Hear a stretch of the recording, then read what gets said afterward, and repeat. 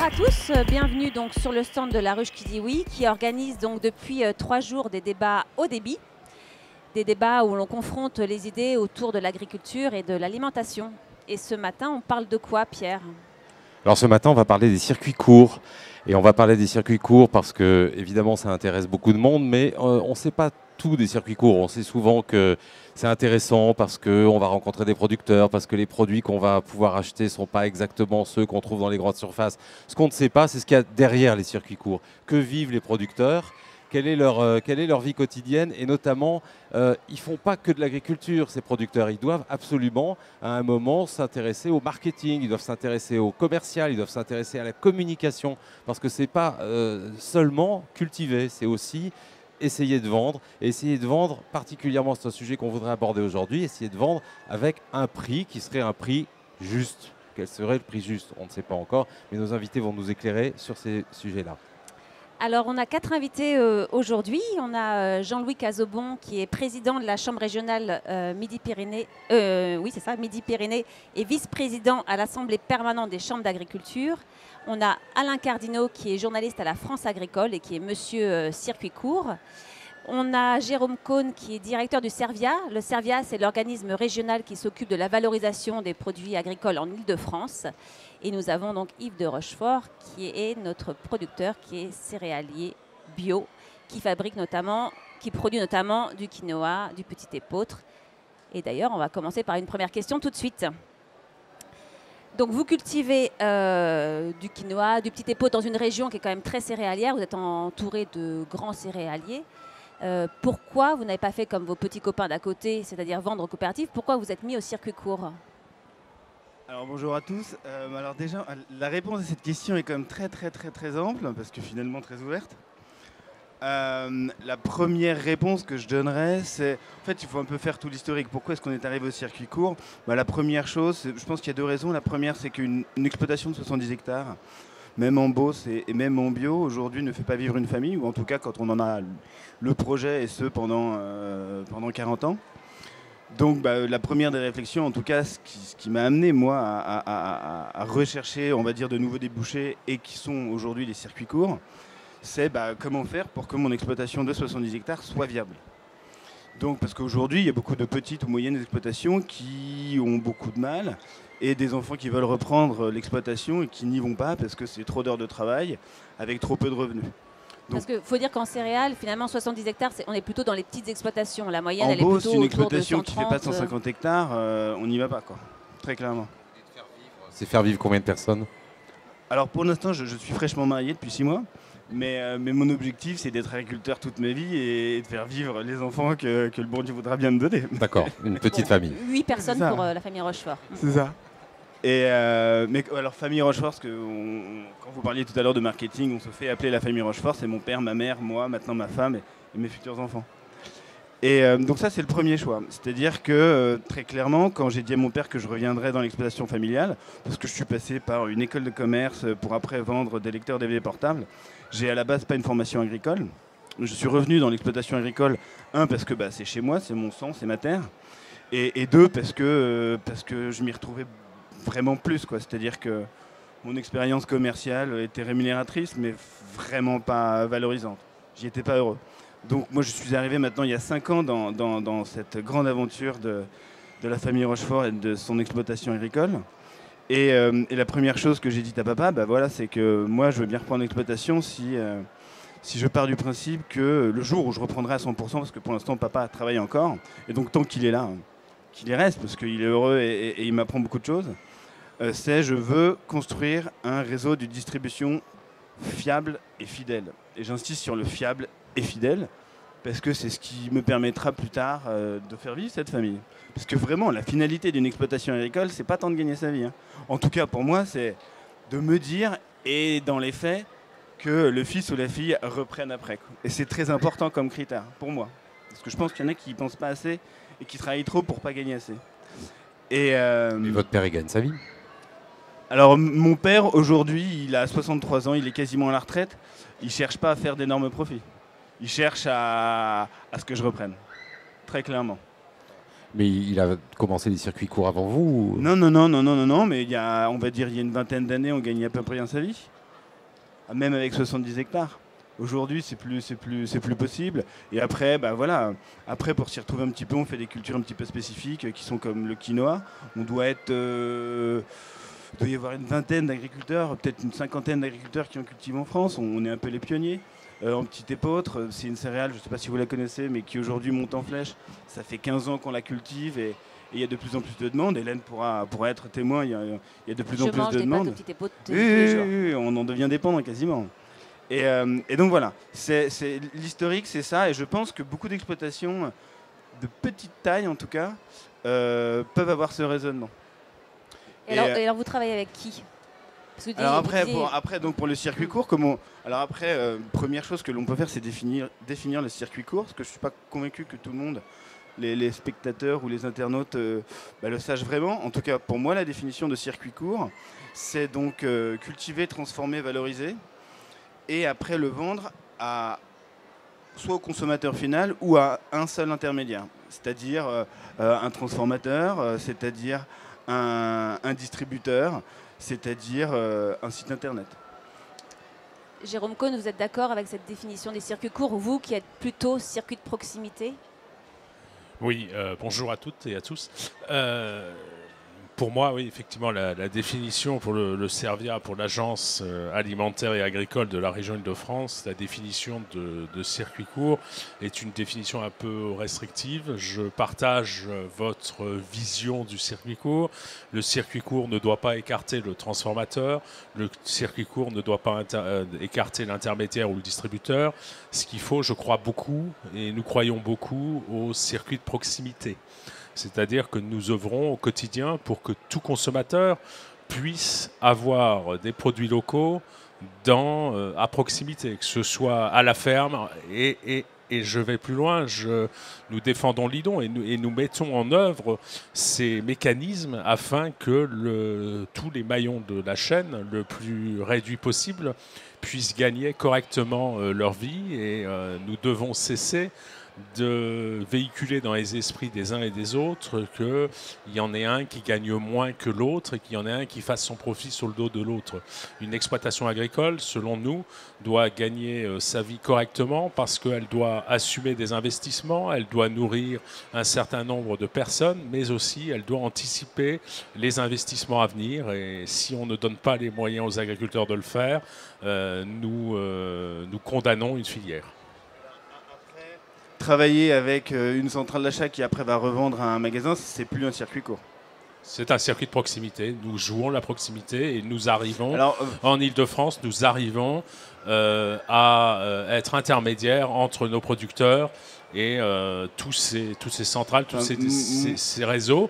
Et il faut absolument que la population francilienne puisse accéder aux 800 produits qui sont référencés en Île-de-France. N'oublions pas non plus les artisans commerçants de bouche et alimentaires qui sont de magnifiques endroits pour écouler les produits régionaux. Et l'artisan et commerçant passe par des réseaux et a besoin de passer par ces réseaux-là. Et réduire absolument à la notion de circuit court et pas de proximité fait couper un certain nombre d'acteurs de l'alimentation qui sont des acteurs absolument utiles. N'oublions pas que notre pays est composé de zones rurales, de zones périurbaines et de zones à densité urbaine importante. Et là, il faut que les produits arrivent dans les zones urbaines. Alors moi, je dis OK, mais alors à deux conditions. Un, que la logistique soit entreprise sans marge par la centrale d'achat et que la communication soit uniquement axée sur le producteur. C'est le travail que nous menons au Servia. Nous avons fait contractualiser une cinquantaine de producteurs avec une grande enseigne, avec deux conditions pour accompagner cette contractualisation.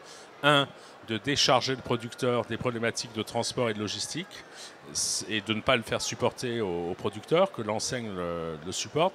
La deuxième condition, c'est le prix départ à la ferme qui ne soit pas un prix à étrangler le producteur. Et la troisième chose, c'est que toute la communication s'est faite sur les producteurs et c'est ce qui nous intéresse. Le rôle de l'Agence régionale régional du Servia, c'est bien de mettre en avant les producteurs, de mettre en avant les artisans dans les faits, transformateurs. beaucoup de centrales d'achat prennent moins de 12% qui est dans les faits la moyenne logistique pour qu'un logisticien puisse livrer, enfin aller chercher des... Et moi, on m'a souvent demandé 20%, 20% je peux pas. Alors donc, justement, Yves, alors vous avez choisi de travailler donc avec un intermédiaire ou zéro intermédiaire. Vous travaillez avec qui et comment ça se passe? Alors moi, je travaille... Et Alors, comment vous faites tous ces métiers de préparation de commandes? Alors déjà, la première chose, pour d'éventuels conseils à d'autres agriculteurs, il ne faut pas mettre tous ses œufs dans le même panier. Et puis après, la diversité fait, on va dire, la beauté de ce métier. Parce que très clairement, je suis agriculteur, c'est plutôt papa qui l'est aujourd'hui, mais aujourd'hui, je vais de agriculteur à meunier, à crêpier, parce que souvent même à la ruche, pour faire un petit peu l'article de mes produits, je viens faire des crêpes pour montrer qu'ils sont bons. Donc je suis aujourd'hui capable de faire absolument tout. Et on s'aperçoit très vite que c'est très énergivore et chronophage. Et donc après, il faut sélectionner et donc avoir plusieurs réseaux de distribution pour pouvoir un peu sécuriser, on va dire, son réseau de distribution. Donc moi aujourd'hui, je travaille avec La Ruche qui dit oui. Donc La Ruche qui dit oui, ça représente approximativement entre 40 et 50% de mon chiffre d'affaires. Donc ça fait 3 ans qu'on a commencé l'aventure, donc c'est quelque chose qui devient quand même très important. Aujourd'hui, c'est mon premier réseau de distribution. Après, je travaille avec les magasins bio indépendants parisiens et de région centre. Et après, je travaille un petit peu avec les artisans de ma région. Grosso modo, c'est ça. Et après, j'essaye de développer 2 produits sur mon exploitation qui sont le petit épeautre et le quinoa, qui, eux, auront peut-être un avenir un petit peu plus ample si on arrive à trouver des solutions. Et si on peut vendre du quinoa dans les Andes, puisqu'il n'y en a plus? Après, on peut... Non, on n'ira pas jusque-là. Autant leur laisser leur propre quinoa et leur permettre de l'avoir à un prix décent pour eux et le développer en France et en Europe. Et donc voilà pour la réponse. Voilà, on va peut-être monter un petit peu d'échelle avec Alain, c'est-à-dire essayer de voir un petit peu la France des circuits courts, puisqu'il se trouve que la France agricole, dont il me disait tout à l'heure qu'elle va fêter ses 70 ans, donc c'est quand même, quand on est dans la presse, c'est assez impressionnant. Il y a Le Monde et vous, quoi, en gros, c'est à peu près ça, les 2 organes de presse qui ont 70 ans. Donc bravo d'abord. Et vous allez nous expliquer que vous avez sorti une étude récemment qui nous donne un petit peu un panorama, un paysage d'ensemble de ce type de pratique. Quels sont les points saillants de cette étude qui peuvent nous éclairer sur l'ensemble? Oui, en fait, on a sorti un dossier dans le numéro de la semaine dernière avec ma collègue Marie-Gabrielle Miosek, qui n'est pas une étude, qui est véritablement une enquête sur la construction du prix. Donc l'idée, c'était de partir du constat que les circuits courts étaient réellement présents faisaient partie du marché agricole. N'était plus simplement un effet de mode, mais concernait quand même beaucoup d'agriculteurs. Pour rappel, on a une exploitation sur 5 qui est aujourd'hui engagée dans une démarche de circuit court. Et ça représente combien en chiffres? Combien d'exploitations? Ça fait un peu plus de 100 000 exploitations. 100 000. Voilà, environ. Après, en termes de part de marché, c'est un peu compliqué de savoir parce que c'est des petites structures qui font ça un peu dans leur coin. On estime à peu près quand même que 15% du commerce alimentaire se fait en France par des circuits courts. C'est le chiffre qui est communément admis.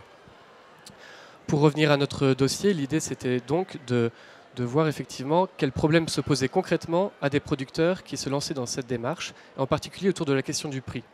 Et autour de cette question du prix, on s'aperçoit que ça touche à beaucoup d'éléments. On parlait du temps tout à l'heure, des aspects chronophages de la vente, surtout quand on a plusieurs circuits. Il y a aussi le temps de production, le temps de conditionnement des produits, le temps de vente, de choses comme ça. Et puis comment faire face à la concurrence, face à pas mal d'éléments. Donc on a essayé d'essayer de donner des clés, des aides pour aider à fixer un prix, comme ça quand on se retrouve dans la nécessité de devoir le faire, quoi. Justement, dans votre étude, vous dites que 51% des agriculteurs fixent leur prix en fonction du voisinage, de l'environnement, et seulement 26% en fonction des coûts. Alors comment ça se fait en fait? Est-ce que c'est compliqué de construire un prix? Est-ce que c'est difficile finalement quand on est agriculteur de faire une comptabilité extrêmement analytique pour savoir le temps à la fois, le prix des semences, le prix de la production, le prix de la mise en sachet, le prix de la livraison? Est-ce que les agriculteurs ont du mal avec ça? Et est-ce qu'ils ont du mal aussi à parler d'argent et à imposer, je dirais, un prix qui serait plus juste pour leur production? Ces chiffres ont été sortis dans une étude qui date de 2013. C'est une étude qui a été réalisée. Oui, premier constat, c'est que le premier critère dans la fixation du prix, ça va être ce que fait mon voisin. Du coup, je me lance dans la production de tomates, je vais aller faire les marchés, qu'est-ce que font les gens autour de moi, et je vais positionner mon prix en fonction de la concurrence. On peut tout à fait le comprendre, et c'est même inéluctable pour la question des marchés, qui sont vraiment les zones de concurrentielles par excellence. On ne peut pas s'en défaire. En revanche, est-ce que mon produit est à l'identique de celui du voisin? Et c'est là où est toute la nuance, c'est-à-dire d'essayer de réfléchir mon produit, de savoir ce que j'apporte en plus, pour essayer à un moment de me détacher de la concurrence. Pourquoi? Parce que je n'ai pas forcément les mêmes coûts que mon voisin, j'apporte peut-être pas la même valeur, j'apporte pas... Voilà. Donc tout ça pour dire que dans la construction du prix, oui, c'est complexe, c'est une question très complexe. C'est complexe parce qu'il y a beaucoup de choses qui rentrent en jeu, on en parlait tout à l'heure, le temps, la distribution, on touche à des métiers qui ne sont pas forcément le propre du métier des agriculteurs, qui est de produire. Et puis c'est complexe parce qu'on n'a pas forcément une relation facile avec l'argent. Et qu'on peut avoir une certaine gêne à un moment se positionner plus cher que mes concurrents. Voilà. Donc ça nécessite aussi de la part des producteurs de savoir se vendre, c'est-à-dire d'aller sur le terrain de la qualité et je dirais de l'expression de cette qualité. Je vends peut-être plus cher que mon voisin si c'est le cas, mais pourquoi? Parce que je vends tel produit. Dans cette étude, il y a eu des questions qui ont été posées sur la relation avec les grands distributeurs, justement, avec les grandes surfaces. Les gens ont répondu à un certain nombre de questions. On a surtout posé ces questions à des sociologues ou des observateurs, des économistes, parce qu'on s'aperçoit qu'effectivement le comportement des consommateurs et le comportement des producteurs est souvent lié au réflexe, au conditionnement un peu de 50 ans de relation avec les grandes surfaces, et c'est-à-dire de prix qui ne sont pas forcément vraiment connectés avec la valeur réelle du travail. Si vous allez au début de la saison des fraises, vous allez trouver des prix en grande surface à 3 € la fraise déjà cueillie. Un producteur qui va la proposer à la cueillette chez lui, ça sera rarement en dessous de 3,50 € alors qu'elle n'est pas cueillie, et tout ça pour faire de la confiture.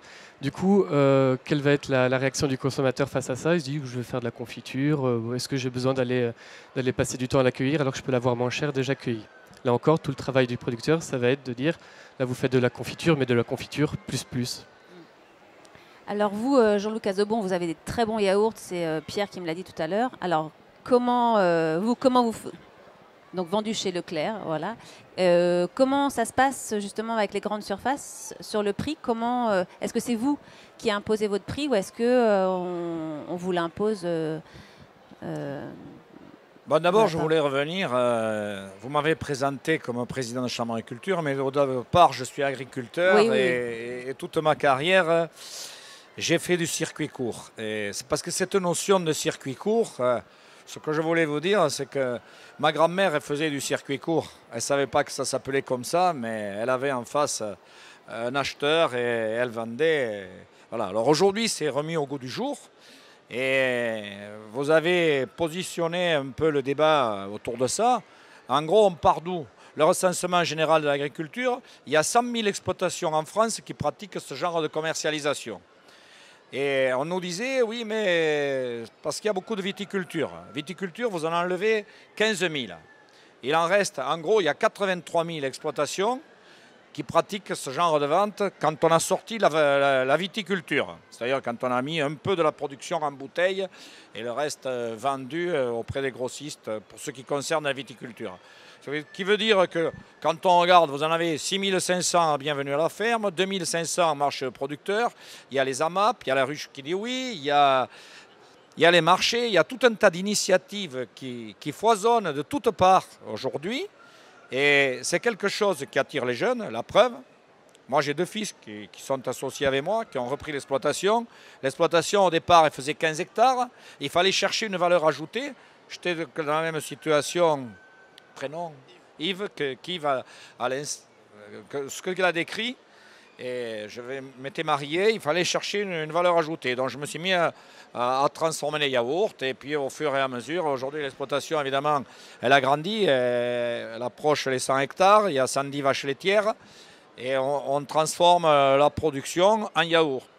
Et évidemment les yaourts, quand vous vendez, ça fait 1 euro à peu près, 4 yaourts, c'est pas 1 kilo de foie gras. Donc il faut multiplier les points de vente pour faire du chiffre d'affaires. Alors moi j'ai fait des tournées, l'essentiel, comme le boulanger, klaxon, et les clients, et puis des cantines scolaires et autres. Et puis quand un de mes fils est revenu sur l'exploitation, eh bien, évidemment, il a développé les circuits de distribution et il travaille aujourd'hui. On vend directement à la grande surface pour l'essentiel de la production. Alors le prix, vous arrivez avec votre prix. Évidemment, ils veulent la marge. Mais après, il faut se situer dans le marché. Alors il faut amener un plus, comme vous venez de le dire.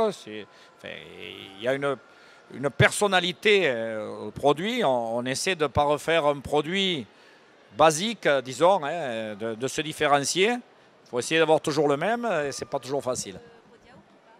Pardon? Il y a votre photo sur le pot de yaourt? Pas la mienne, il y a celle de mes enfants, effectivement. Enfin, caricature, pas la photo. Oui. Non, la mienne, je suis un peu vieillissant. Maintenant, ça n'a pas trop d'intérêt. Mais bon. Ça, c'est du marketing pur. Oui, Mamie Nova, ça marche toujours. Oui. Hein.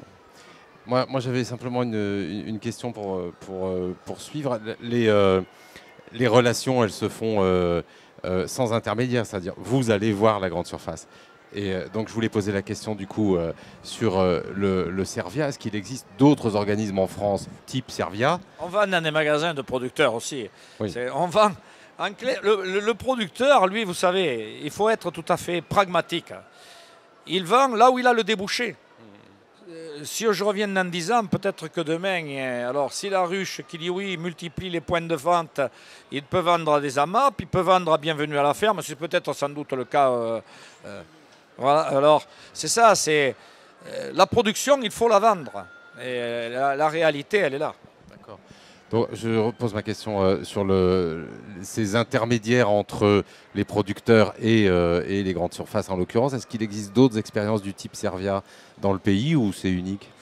Je pense qu'à l'échelle de la France, le Servia est un organisme assez unique. Pourquoi? Parce que d'abord, il regroupe 2 fonctions. Il regroupe une première fonction qui est l'ancien comité de promotion agricole et une deuxième fonction qui est l'ancien centre régional d'innovation et de transfert de technologies agroalimentaires.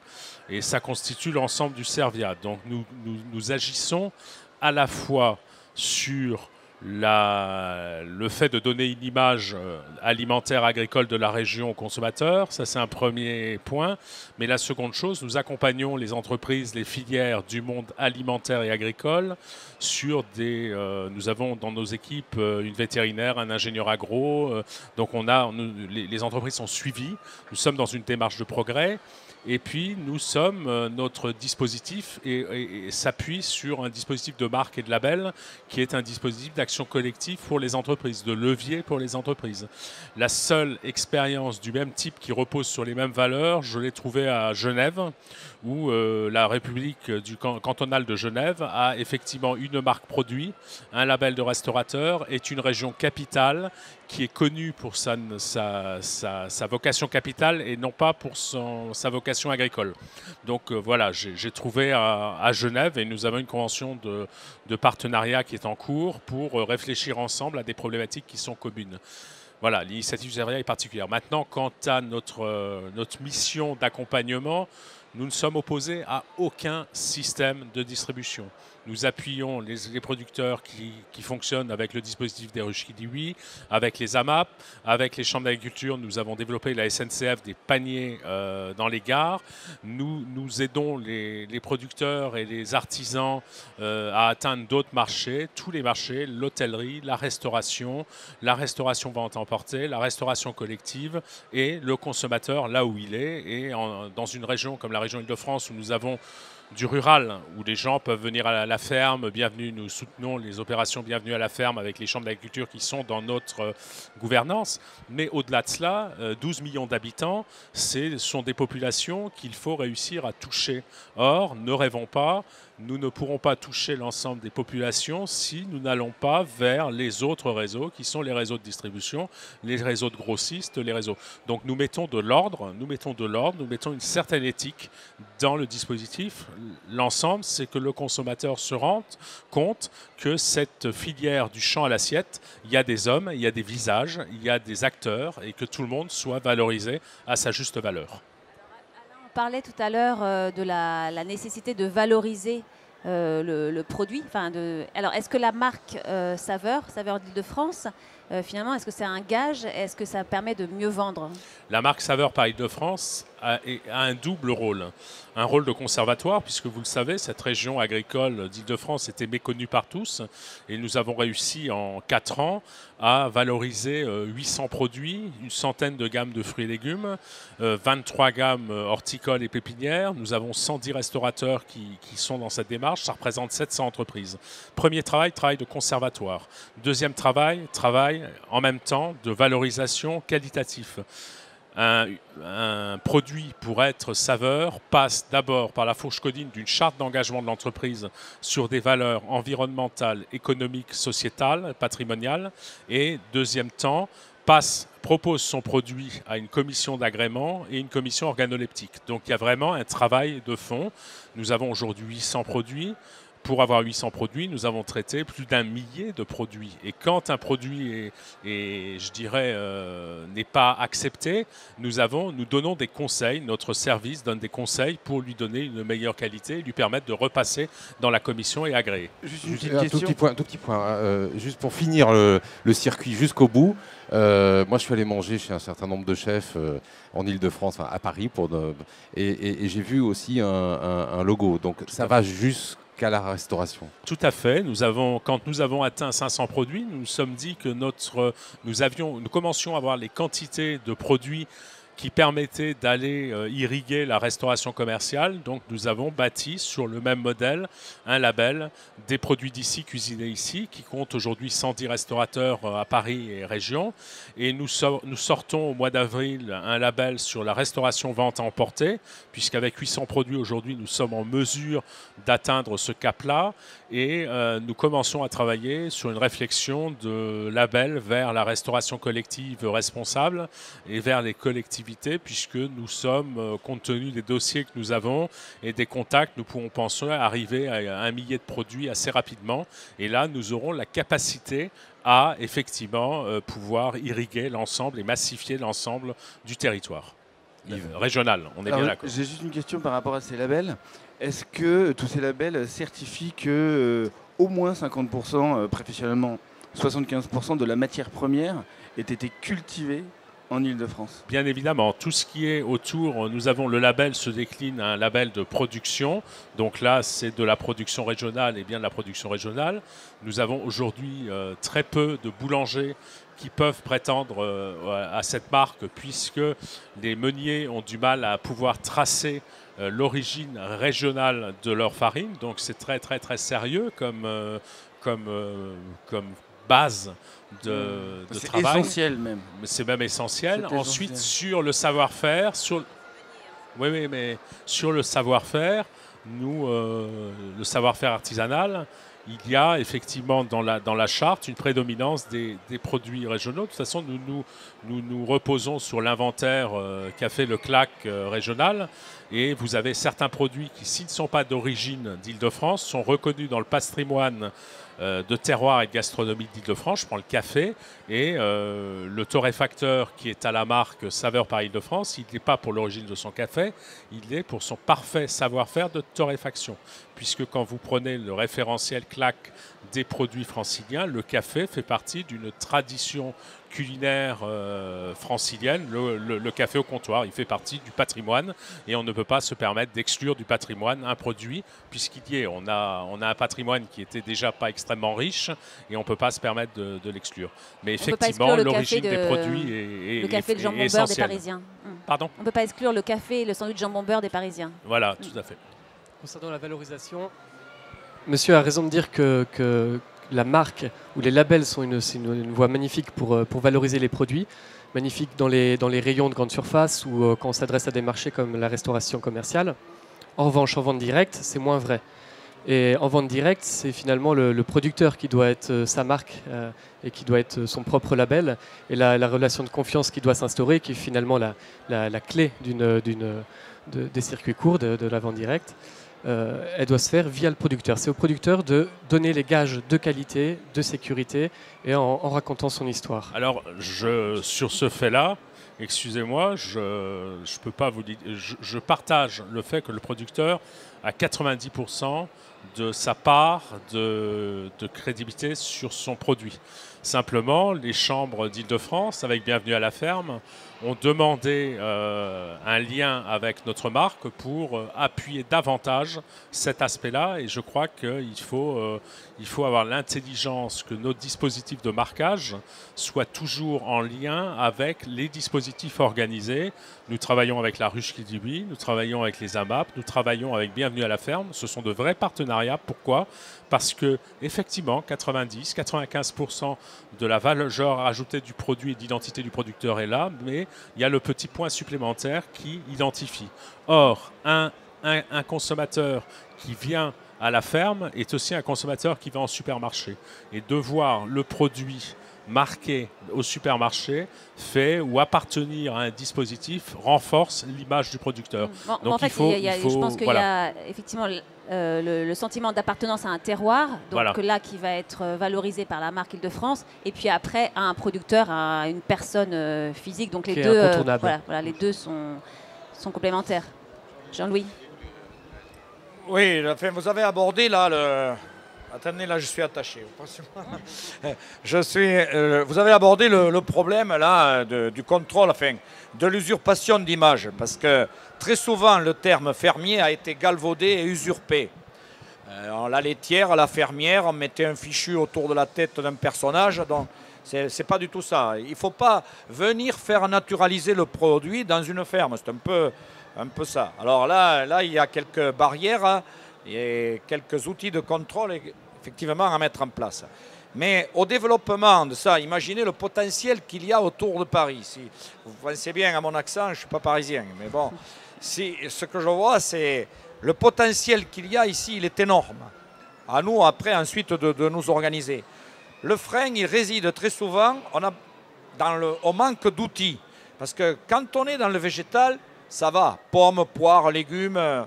Mais si vous passez dans le domaine animal, poulet, pintade, agneau, bovin, ovin. Là, il faut des outils. Abattoir, atelier de découpe et de transformation. Individuel, ça coûte très cher. Collectif, il faut s'organiser. Et moi, ce que je vois, ça, on avait fait une journée au niveau des chambres d'agriculture avec Bienvenue à la ferme. Et ce qui était ressorti, c'était bien ça. C'était quoi? C'était le manque d'abattoirs mobiles, notamment de proximité.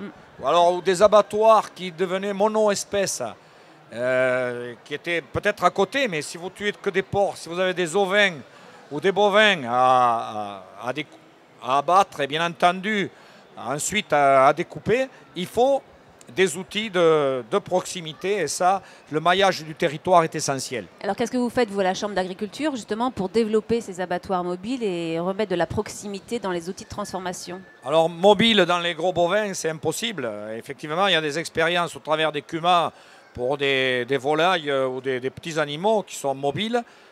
Pour ce qui nous concerne, la mienne sur les Hautes-Pyrénées, on a mis en place un abattoir qui a arrêté, on a mis en place une salle de découpe et de transformation que M. Hivernat a visité d'ailleurs.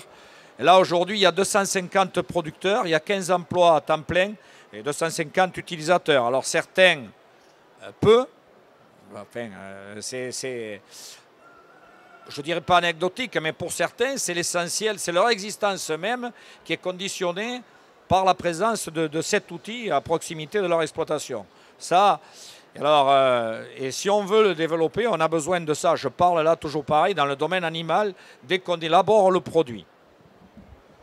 Un autre... pardon. Moi, j'avais une autre question sur le rôle des chambres. Parce que j'ai rencontré le président de la chambre de Gironde, j'ai oublié de lui poser la question, parce que le premier drive a été fait en Gironde, si ma mémoire est bonne.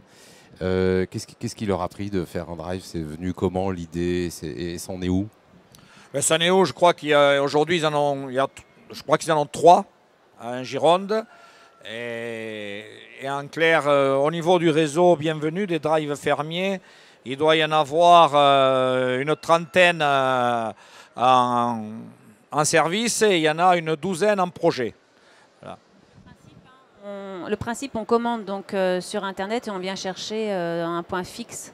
L'ensemble de sa On commande commande sur Internet par rapport à ce que vous avez sur l'écran avant un tel jour. Et puis, c'est un peu le même principe que la ruche qui dit oui. Hein. Je vais rebondir sur ce qu'a dit M. le Président. Effectivement, en Ile-de-France aussi, un de nos combats, c'est de structurer des actions collectives de structuration d'outils de transformation. C'est un véritable problème. C'est-à-dire que sur tout ce qui est animal, il y a véritablement un problème de structure. On y va même jusqu'à la collecte du lait qui, en Ile-de-France, est assurée par d'autres régions. Et quand il y a un problème d'intempérie ou un problème de surproduction, les tournées en Ile-de-France sont annulées comme ça. Voilà, il y a un véritable problème et je pense que ce problème à l'échelle nationale doit être véritablement étudié avec beaucoup d'intérêt. Parce qu'il y a un avenir pour le monde agricole, mais cet avenir passe aussi par les moyens qu'on puisse lui donner pour assurer ces transformations et pouvoir effectivement être une véritable filière du champ à l'assiette avec les moyens qui lui soient dotés. Ce que je voulais rajouter, c'est qu'il y a aujourd'hui à peu près en France 30% des exploitations qui n'ont d'autre avenir que de s'engager dans ce type de démarche. Il faut être clair, et là, vous ne pouvez pas dire... comment? Ou de vendre, oui. Mais on ne peut pas dire à quelqu'un qui a 30 ou 40 hectares, cultive 30 hectares de blé ou 30 hectares de maïs, tu vas vivre avec ça. C'est impossible.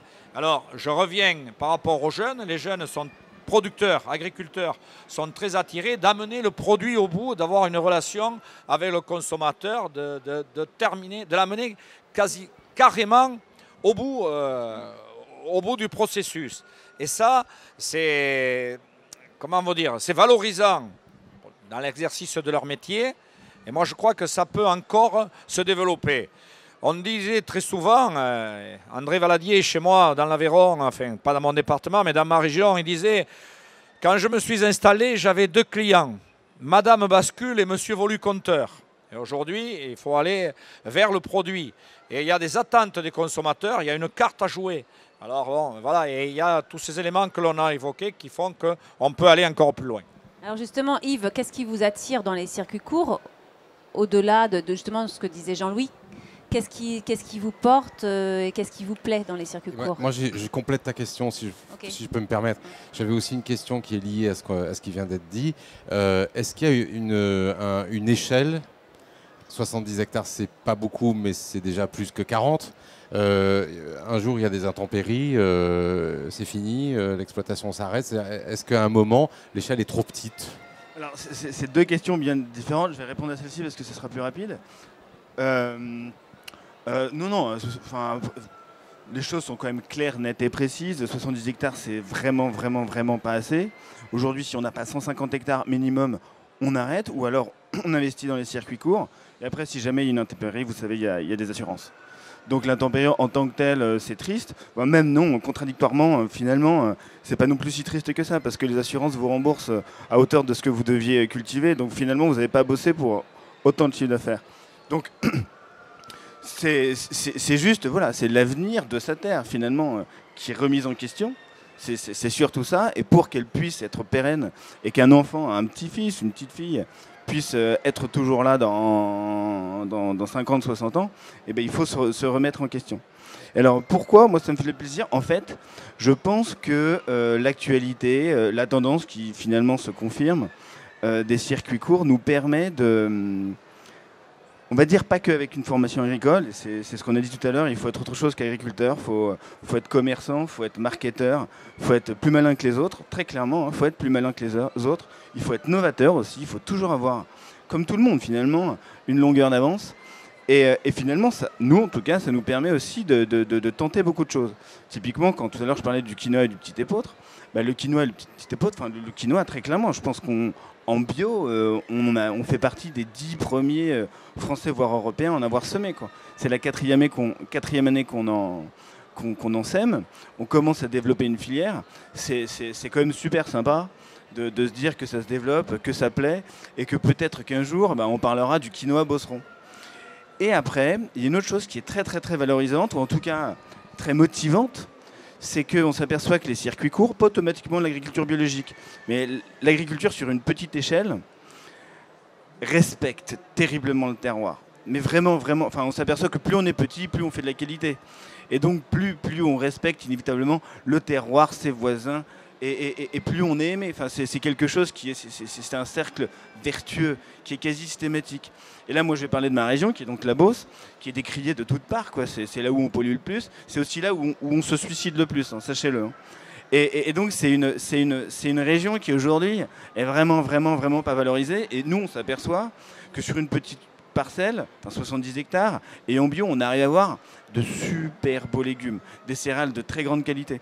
Typiquement, le quinoa, ça pousse quand même. Il y a eu des essais partout en France, ils ont tous arrêté, on est toujours les seuls à continuer. Le petit épeautre, qui traditionnellement est de Haute-Provence, demandez à tous les boulangers. Le nôtre est de très très très bonne qualité. La betterave rouge qu'on cultive, une fois récoltée, elle est automatiquement label rouge, elle a un taux de sucre fabuleux. Et donc moi, mon grand rêve, ce serait que les bosserons qui ont des petites exploitations, ils ne vendent pas aux plus offrants, qui généralement n'est pas automatiquement français, et qui s'investissent dans ce genre de circuit court, fassent des petites cultures et les apportent à Paris. Tout à l'heure, vous parliez de cet avantage parisien qui est effectivement gigantesque. Voilà. Ça fait partie, je pense, un peu global, et surtout c'est parce que je suis un grand rêveur. Mais ce qui vraiment tous les jours me fait me lever, c'est au-delà des produits de qualité, c'est que ça a un avenir historique, finalement, historique. Parce qu'aujourd'hui, on s'aperçoit que l'agriculture, comme l'industrie, comme tous les secteurs d'activité, se globalise terriblement, et que demain, et je m'en aperçois aujourd'hui, hein, que mon blé, finalement, s'il est de qualité et qu'il rentre dans les circuits traditionnels, il ne sera pas automatiquement... Tout à l'heure, vous parliez des boulangers et des meuniers qui ne peuvent pas tracer leur farine. Moi, mon blé ne sera pas automatiquement panifié par le boulanger de ma commune ou de ma région. Aujourd'hui, les meilleurs blés tendres et blés durs de Beauce sont vendus en dehors de France. Ce qui est quand même contradictoire. Donc les circuits courts, finalement, si on se botte un peu les fesses, peut permettre de faire ce que votre grand-mère faisait, enfin votre mère faisait avant, quelque chose de rempli de bon sens et remettre un peu la tradition et la normalité en route, quoi. Vraiment. Une question, peut-être une des dernières, je ne sais pas, oui, on est vers la fin. Pour Alain ou pour tout le monde d'ailleurs, est-ce que vous avez une petite idée de ce qui se passe ailleurs qu'en France ? Il y a un exemple qui est très intéressant à suivre, c'est ce qui se passe aux États-Unis. Contrairement aux idées reçues, les États-Unis, qui ont un petit peu la réputation d'être le pays de la malbouffe et compagnie, sont presque en train de nous donner des leçons en matière de circuits courts et de valorisation des productions fermières. Alors à toute petite échelle, par rapport à l'immensité du pays et à ce que représente l'agriculture là-bas. Mais quand même, une échelle qui est intéressante à regarder de près, parce qu'ils partent de zéro. Du coup, c'est effectivement plus pratique. En 15 ans, on est passé de 0 marché de plein vent à plus de 8000. Donc c'est quand même considérable. Et ce qui est intéressant, c'est que c'est à la fois une réponse à un engouement des consommateurs comme ce qu'on peut avoir chez nous, mais c'est aussi toute une mécanique d'État qui se met en branle au service des circuits courts. Les universités, les organes de recherche, les politiques, la politique d'aide alimentaire aux États-Unis via le Farmer Bill. Donc c'est assez intéressant de voir toute cette mécanique-là qui porte les circuits courts et du coup qui le porte à la fois pour une réponse à une question de santé alimentaire, de salubrité, de lutte contre l'obésité par exemple, mais aussi de nouveaux débouchés à des exploitations de taille moyenne qui sont trop petites pour aller sur le marché des exportations ou alors ou trop grosses pour être déjà engagées en vente directe. Oui, moi sur la question de ce qui se passe à l'étranger, ce que je note, c'est que à l'étranger, les producteurs, les professionnels se regroupent facilement, mutualisent facilement, occupent le terrain commercial parce qu'ils ont la capacité à se regrouper, parce qu'ils ont la capacité à se mutualiser. En France, il faut vraiment que tout le monde fasse un effort, comme dit monsieur, il faut se botter les fesses, mais on a quand même tendance en France à oublier que le regroupement, la mutualisation, c'est un moyen d'avoir des équipements et de pouvoir faire mieux, plus, et surtout de remettre une dynamique dans cette agriculture spécialisée. Dans ce jeu-là, mais c'est aussi une question pour Jean-Louis, quel est le rôle des coopératives ? Bien, les coopératives, oui, ce qui se passe à l'étranger, d'abord, là, je voudrais. En Italie, il y a des démarches, campagne amicale. Ils ont, en fait, c'est valoriser, toujours pareil, le terroir, la valeur ajoutée qui reste sur place, qui n'est pas délocalisée. Et on repart sur le vieil adage, nos emplettes sont nos emplois. Et ça, le consommateur, aujourd'hui, il est sensible à ce genre de démarche. Alors, avec le chauvinisme italien en plus, ça marche vraiment. Alors, que font les coopératives? Les coopératives, aujourd'hui, sont dans une démarche de ce type. Elles disent on va s'appuyer sur nos coopérateurs et ils lancent des magasins qui sont ouverts aux producteurs, mais c'est eux qui mettent les capitaux. Donc, je suppose que demain, la valeur ajoutée, est-ce qu'elle ira dans la coopérative ou est-ce qu'elle ira chez le producteur? Je n'ai pas la réponse à cela. Mais en clair... les coopératives, je vois bien que ça bouge, qu'ils ne veulent pas être absents de ce mouvement. À un moment donné, les coopératives, on a peut-être loupé quelque chose et d'investir plus dans l'aval et peut-être qu'aujourd'hui, ils essaient de se rattraper de cette manière-là. Alors je sais qu'ils sont présents, dans le détail, je ne connais pas bien leur démarche. Quelque chose. Ouais. Ce qui est certain, c'est que ce soit via des coopératives qui ont créé on commence à avoir des magasins de coopératives avec des ambitions très importantes, que ce soit des coopératives ou des regroupements, quoi qu'il arrive, la clé de succès des circuits courts et finalement la voie de valeur ajoutée, ça sera la capacité du producteur à assurer le relationnel qu'attend le consommateur, à vendre son produit, à lui traduire la qualité et à être présent. Ce qui veut dire derrière du travail en plus, parce qu'il faut être présent, il faut répondre présent aux consommateurs. Et voilà. Il y a Yves qui a levé les yeux au ciel alors. Alors effectivement, la présence d'une personne fait toujours très bien vendre. Mais après, j'ai pas bien répondu à la première question qu'on m'a posée sur la formation d'un prix. Et moi, encore une fois, je reprends mon leitmotiv, c'est espérer qu'un jour un de mes enfants reprenne mon exploitation. Et donc quand je construis mes prix, je pars du principe que toutes les heures travaillées sont payées. C'est-à-dire qu'aujourd'hui, j'arrive même pas à me l'appliquer finalement, mais j'essaye tout de même d'avancer vers cela. Une heure travaillée, taxée, c'est 20 € de l'heure. Hein. Ça peut être entre 16 et 20 €, mais disons que si vous gardez votre employé et qu'il reste longtemps, c'est 20 €. 20 €, c'est quand même énorme, hein. C'est beaucoup, beaucoup, beaucoup. Donc, prenons votre exemple, vous êtes dans un magasin, votre magasin, vous mettez quelqu'un devant le comptoir et on attend le consommateur. 20 € de l'heure, prenons une seule heure. Un produit digne de ce nom, honnête, il va prendre 30% de marge. Donc vous avez 20 € qui doivent rentrer dans la marge, 30% de marge. Donc ça veut dire que vous multipliez par 3, ça fait 60. Au moins, oui, c'est ça. Oui, c'est 60, 70 €. Vous devez faire 70 € de chiffre d'affaires par heure pour commencer à gagner de l'argent. Non, même pas. Pour commencer à payer votre loyer, pour commencer à payer vos coûts fixes et après, éventuellement, peut-être gagner de l'argent. C'est énorme. C'est gigantesque. Donc, vous dites que ça fait partie des choses qui vont faire vendre. Bah moi, je ne pense pas. Je pense pas. Aujourd'hui, moi, pourquoi je suis à la ruche? Parce que c'est Internet. Pourquoi les drives se font? Parce que c'est ce qui plaît aux consommateurs aujourd'hui.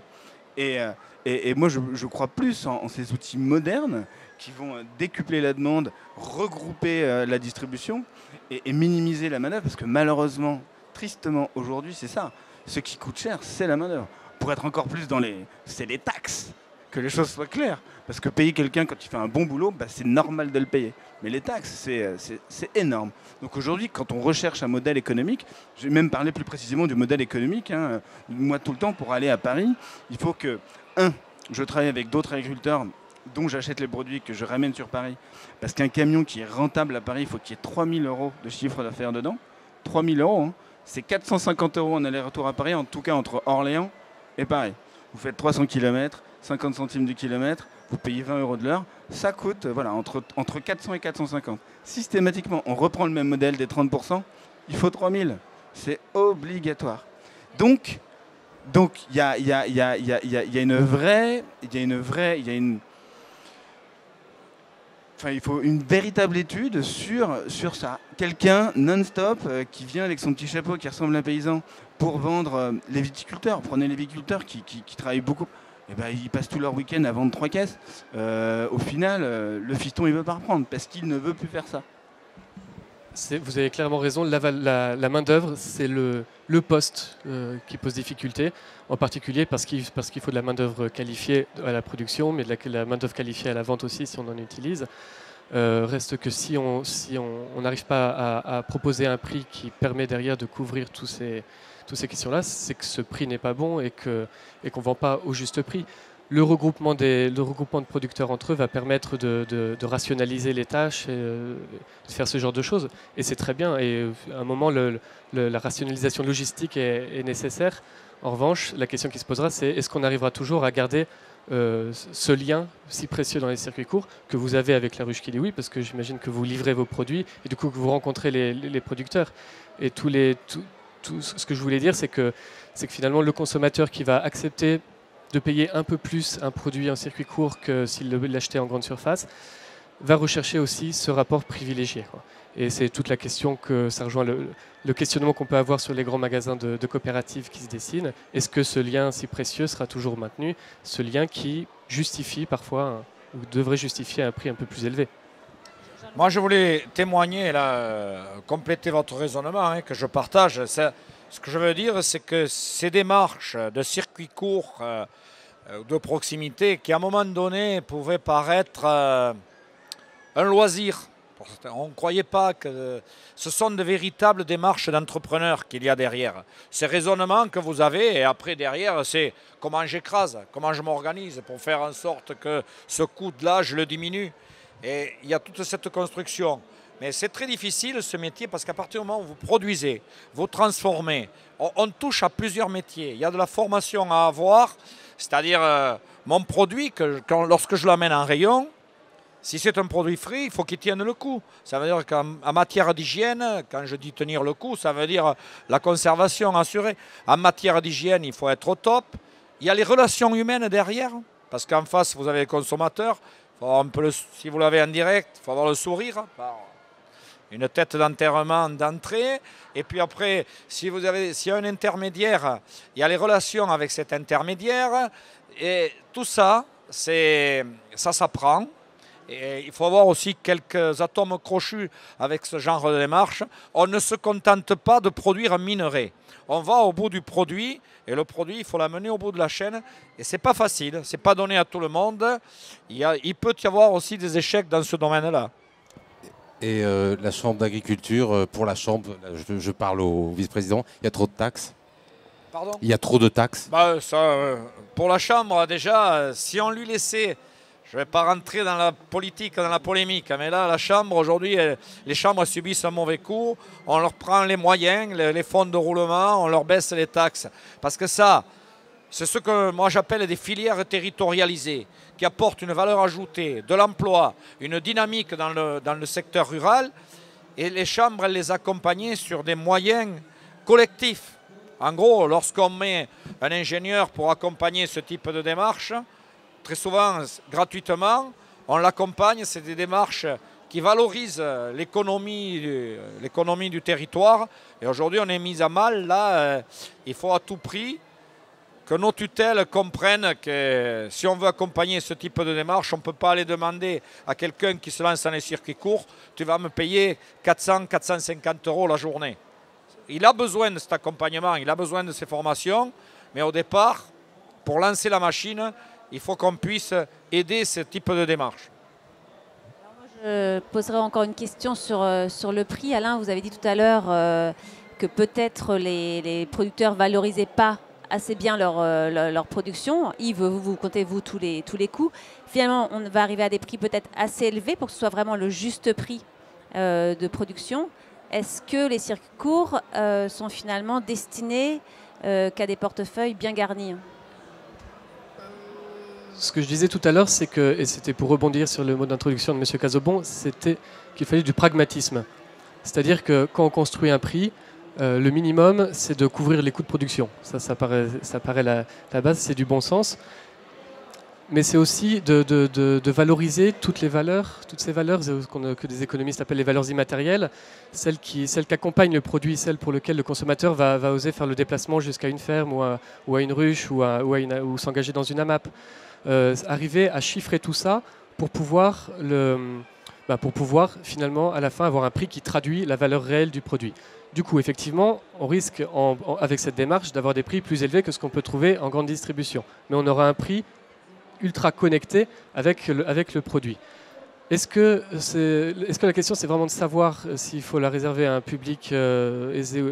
Non, c'est est-ce que je vends au juste prix? Est-ce que je vends au prix qui traduit la valeur réelle de mon produit? Il y a peut-être aussi des comportements de consommateurs à travailler sur ça. On parlait tout à l'heure de l'influence de la grande distribution dans les comportements d'achat qu'on peut avoir à chercher toujours un prix bas. Non. Ce qu'il faut, il y a à souhaiter qu'on réserve pas les circuits courts à un public aisé. Certains font la démarche visent le haut de gamme. C'est un créneau à prendre. Il y a encore de la marge pour les autres. Alors en fait, moi je pense pas que, même si pour moi c'est difficile, je pense pas qu'un produit local soit automatiquement cher. Par contre, il faut, comme vous le disiez tout à l'heure, avoir des aides, des connaissances plus que spécifiques. Enfin, c'est qu'on devient de véritables gestionnaires et de véritables communicants. Donc je vais donner quelques exemples. Déjà, la première chose, quand on comparait un produit de grande surface et un produit de... La comparaison n'a pas lieu d'être. Pour deux choses. Parce que très souvent, la qualité intrinsèque du produit n'a rien à voir. Il y a des études qui pourront vous dire qu'une tomate bio, même pas bio, mais cultivée sur une petite surface, aura 8 fois plus de nutriments qu'une tomate bio cultivée en hydroponique dans le sud de l'Espagne. Donc, si vous achetez 8 fois moins de cette petite tomate, vous payez aussi cher. Ou alors, si vous en achetez 8 fois plus, effectivement, en termes de quantité, vous avez... Donc, la communication est terriblement importante, liée à la qualité et la fraîcheur. Après, il y a des outils de gestion là, qu'on essaye de développer, notamment avec La Ruche qui dit oui, qui sont logistiques. On va prendre un autre exemple. Prenons un magasin de ferme. Eh ben, c'est pas compliqué, enfin c'est pas que ce soit compliqué, c'est qu'il faut se convaincre, se persuader et se faire violence de donner des heures, c'est-à-dire le vendredi de 17 à 19h, et pas toutes les après-midi de la semaine, à demander à quelqu'un d'attendre que le chaland arrive. Vous communiquez, vous dites, bah voilà, les produits c'est de 17 à 19h. Vous utilisez l'outil internet, on prend des commandes, comme le drive. Enfin, c'est de la gestion pure et simple. Et c'est là où on va réussir à avoir un prix qui sera raisonnable. Moi, en ce qui me concerne, il ne sera jamais pas cher, c'est impossible, parce que je pars du principe que dès qu'on n'est pas cher, ça veut dire qu'on fait du volume. Et si on fait du volume, eh ben, on ne peut pas avoir les moyens de faire de la qualité. Donc quelque part, c'est pas là-dessus qu'on jouera. C'est sur la capacité de l'exploitant agricole ou d'un groupe d'exploitants agricoles à être bon en gestion et en communication. Ce qu'il n'est pas la base, mais ce qu'il doit devenir. Bon, il faut garder le micro. parce que là, on a fini, mais on finit toujours avec la même question pour tous nos débats. Vous avez un vœu à faire, un seul, pour l'avenir. C'est une petite baguette magique, vous avez le droit là de rêver, vous en faites un, c'est lequel? Chacun a la même question. C'est ce que j'ai dit tout à l'heure, j'aimerais beaucoup que la Beauce soit mieux valorisée. Vraiment. D'accord.